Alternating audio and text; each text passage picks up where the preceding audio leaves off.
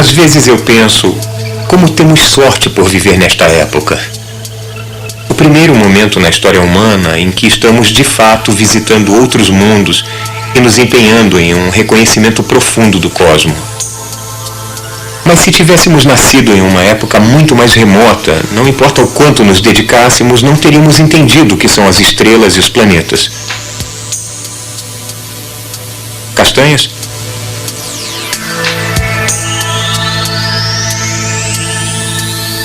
Nós não iríamos saber que há outros sóis e outros mundos. Este é um dos grandes segredos arrancados da natureza através de 1 milhão de anos de observação paciente e pensamento corajoso. Os seres humanos sempre fizeram perguntas sobre as estrelas. Isso é tão natural quanto respirar. Mas imagine uma época antes da ciência ter descoberto as respostas. Imagine como era, digamos, há algumas centenas de milhares de anos, logo após a descoberta do fogo. Éramos igualmente inteligentes e igualmente curiosos quanto somos agora. Às vezes me parece que, na época, havia gente que pensava assim: nós somos um povo caçador nômade. O fogo nos mantém aquecidos. Sua luz abre buracos na escuridão. Ele afasta os animais famintos. Na claridade, podemos ver um ao outro e conversar. Nós cuidamos da chama. A chama cuida de nós. As estrelas não estão próximas de nós. Quando subimos em uma colina ou em uma árvore, elas não ficam mais próximas. Elas piscam com uma luz estranha, fria, branca, distante.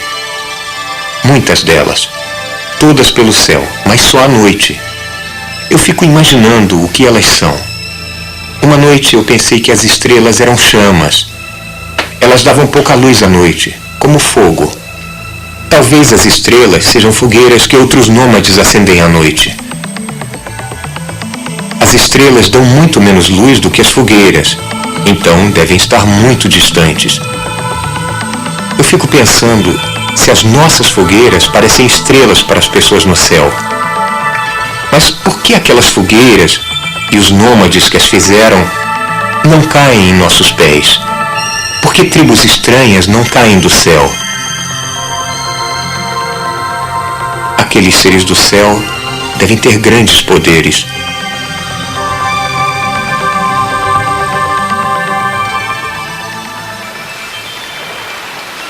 Eu acho que os caçadores não tinham esses pensamentos sobre as estrelas, mas sabemos pelas comunidades caçadoras que surgiram ideias muito imaginativas. Os homens arbusto Kung, do deserto de Kalahari, na República de Botsuana, têm uma explicação para a Via Láctea. Em sua latitude, ela sempre está a pino. Eles a chamam de espinha dorsal da noite. Eles acreditam que ela segura o céu. Acreditam que se não fosse a Via Láctea, pedaços do céu cairiam aos nossos pés. Então, a Via Láctea, em sua visão, tem um valor prático, a espinha dorsal da noite. Mais tarde, metáforas sobre fogueiras ou espinhas dorsais ou buracos através dos quais a chama podia ser vista foram substituídas na maioria das comunidades humanas por uma outra ideia. Os seres poderosos no céu foram promovidos a deuses. Eles receberam nomes, parentes e responsabilidades especiais pelos serviços cósmicos que esperava-se que realizassem. Havia um Deus para cada preocupação humana. Os deuses regiam a natureza. Nada acontecia sem a intervenção direta de algum deus. Se os deuses estivessem felizes, havia muita comida e os humanos ficavam felizes. Mas se alguma coisa desagradava aos deuses, e não precisava muita coisa, as consequências eram terríveis: secas, inundações, tempestades, guerras, terremotos, erupções vulcânicas, epidemias. Os deuses tinham que ser agradados, e surgiu uma vasta indústria de sacerdotes para deixar os deuses menos zangados. Mas, como os deuses eram caprichosos, não se poderia ter certeza do que eles fariam. A natureza era um mistério. Era muito difícil entender o mundo. Os nossos ancestrais tateavam no escuro para sentirem os arredores. Indefesos perante a natureza, eles inventaram rituais e mitos, alguns desesperados e cruéis, outros imaginativos e benignos.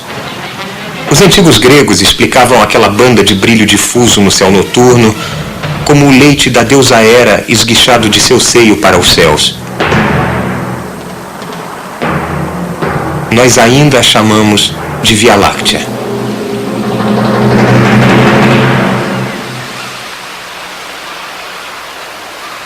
Em gratidão aos muitos presentes dos deuses, nossos ancestrais criaram trabalhos de sobrepujante beleza.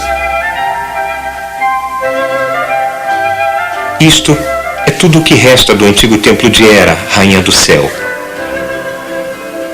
Uma única coluna de mármore de pé em um vasto campo de ruínas na ilha grega de Samos. Ele era uma das maravilhas do mundo, construído pelo povo com um olhar extraordinário para a claridade e a simetria.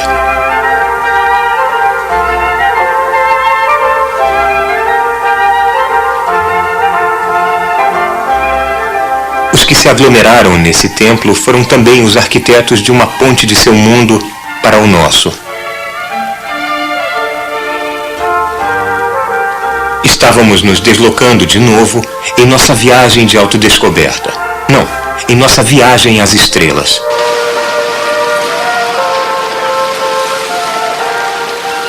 Aqui, há 25 séculos, na ilha de Samos e nas outras colônias gregas que tinham crescido no apinhado mar Egeu, houve um glorioso despertar.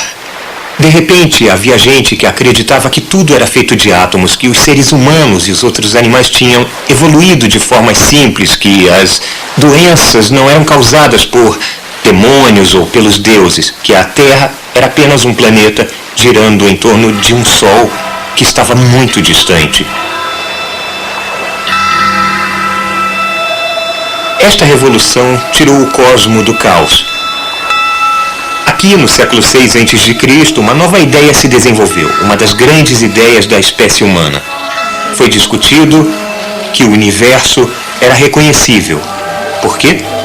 Porque ele era ordenado, porque há regularidades na natureza que permitiam que os segredos fossem descobertos. A natureza não era totalmente imprevisível. Havia regras que até ela tinha que obedecer. Esta característica ordenada e admirável do universo foi chamada de cosmo. E ela foi estabelecida em frontal contradição à ideia do caos. Este foi o primeiro conflito que conhecemos entre ciência e misticismo, entre a natureza e os deuses.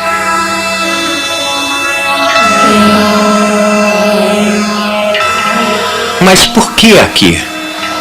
Por que nestas ilhas remotas e enseadas do Mediterrâneo Oriental? Por que não nas grandes cidades da Índia ou Egito, Babilônia, China, América Central? Porque todas estas estavam no centro de antigos impérios. Elas foram estabelecidas desse jeito, hostis a novas ideias. Mas aqui, na Jônia, havia uma multidão de ilhas e cidades-estados recém-colonizadas. O isolamento, mesmo se incompleto, promove a diversidade. Nem uma única concentração de poder pode reforçar a conformidade. A pesquisa livre tornou-se possível. Elas estavam além das fronteiras dos impérios. Os mercadores, turistas e marinheiros da África, Ásia e Europa encontravam-se nos portos da Jônia para trocar mercadorias, histórias e ideias. Havia uma interação vigorosa e impetuosa de muitas tradições, preconceitos, línguas e deuses.